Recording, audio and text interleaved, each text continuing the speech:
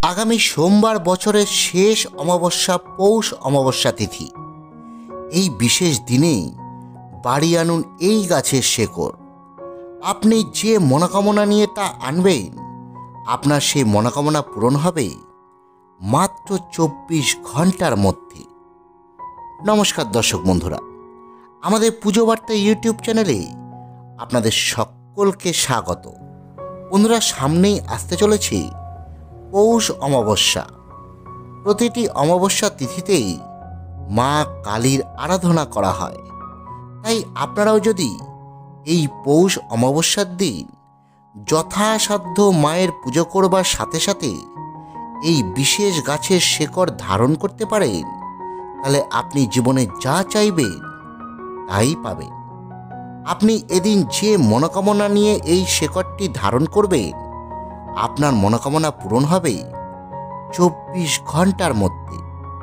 আপনার জীবনের দীর্ঘদিন ধরে চলতে আসা সমস্যা থেকে খুব সহজে আপনি নিস্তার পাবেন। সঙ্গে থাকুন বন্ধুরা, আমাদের ভিডিওটি প্রথম থেকে শেষ পর্যন্ত স্কিপ না করে দেখুন। আর ভিডিওটি দেখবার পর যদি ভালো লাগে, তাহলেই আমাদের এই চ্যানেলটি সাবস্ক্রাইব করে আমাদের পাশে থাকুন। বন্ধুরা, প্রথমেই একটু দেখে নিই এবছর পৌষ অমাবস্যার নির্দিষ্ট সময়সূচি। অমাবস্যা তিথি শুরু হবে সোমবার ভোর 4:10 এবং তা শেষ হবে মঙ্গলবার ভোর 4:01। আপনাকে পৌষ অমাবস্যা তিথি পালন করতে হবে 14ই পৌষ, ইংরাজি 30শে ডিসেম্বর সোমবার। অর্থাৎ আপনাকে এই মূলটি বা এই শেকড়টি আনতে হবে এই সোমবার 30শে ডিসেম্বর, এবং আপনার যে কালী পুজো অমাবস্যা তিথিতে আপনি করবেন, সেটাও করবেন এই 30শে ডিসেম্বর মধ্যরাতে। বন্ধুরা, আমরা আমাদের দুর্ভাগ্য দূর করতে বিভিন্ন প্রকার রত্ন ধারণ করে থাকি, কিন্তু সকলের পক্ষে অনেক টাকা খরচ করে এই রত্ন ধারণ করা সম্ভব হয় না। আবার দাম দিয়ে রত্ন কিনলেও সেটি যে আসল রত্ন, সে বিষয়েও অনেক সংশয় থেকে যায়। কিন্তু আপনি যদি এই রত্নের পরিবর্তে কিছু সহজলভ্য গাছের শেকড় ধারণ করতে পারেন, তাহলে তা আর্থিকভাবে সুরাহা তো মেলেই, তার সঙ্গে সঙ্গে এটি খুব চটজলদি ফলও প্রদান করে থাকে। আর তা যদি আপনি কোনো শুভ দিনে এটি ধারণ করতে পারেন, তাহলে তো সোনায় সোহাগা।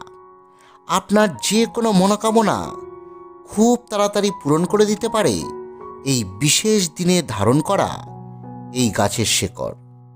এমন একটি গাছের শেকড় আপনি যদি এই পৌষ অমাবস্যার কালী পুজোর দিন আপনি ধারণ করতে পারেন, তাহলে মা কালীর দয়ায় আপনার সমস্ত বিপদ সমস্যা কেটে যাবে।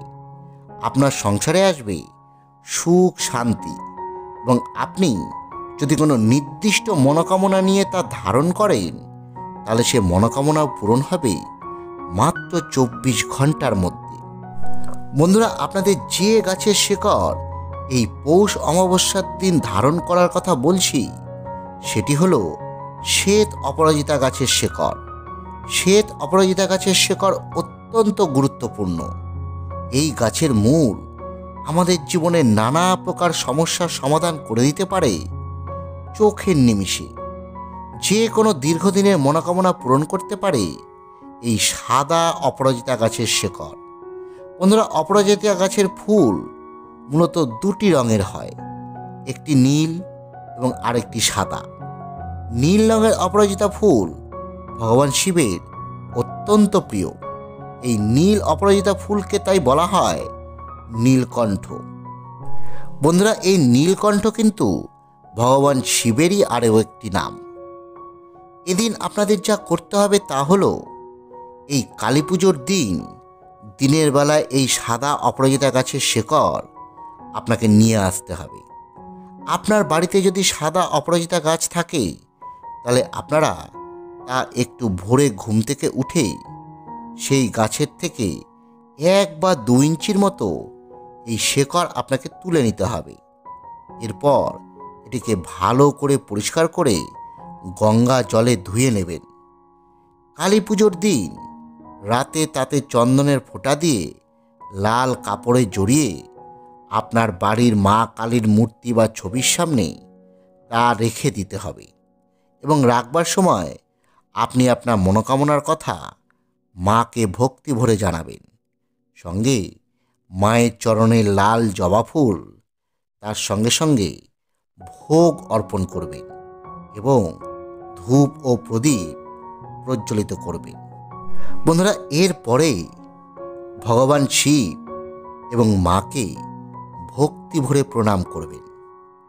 এরপরে আপনারা সেই গাছের শিকড়টি লাল কাপড়ে মুড়ে যে মায়ের চরণে রেখেছেন সেটিকে কিন্তু তখনই তুলে নেবেন না, সেটিকে সারা রাত ওই স্থানেই রেখে দেবেন। পরদিন অমাবস্যা তিথি ছেড়ে গেলে সেটিকে সাদা সুতো দিয়ে হাতে বা কোমরে আপনাকে ধারণ করতে হবে। যদি হাতে ধারণ করতে চান তাহলে মেয়েরা বাঁ হাতে ধারণ করবেন এবং ছেলেরা ডান হাতে ধারণ করবেন। এই গাছের মূল আপনি যদি সেই লাল কাপড়ে মুড়ে কোনো আলমারিতে টাকা রাখার স্থানে রেখে দেন বা আপনার মানিব্যাগে রেখে দিতে পারেন, তাহলে জীবনে কোনোদিন আপনাকে অর্থে কষ্টের সম্মুখীন হতে হবে না।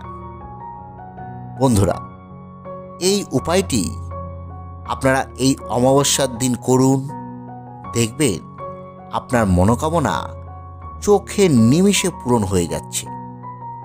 ভিডিওটি যদি বিন্দুমাত্র ভালো লেগে থাকে তাহলে ভিডিওটি লাইক করুন, অন্যদের মধ্যে শেয়ার করুন।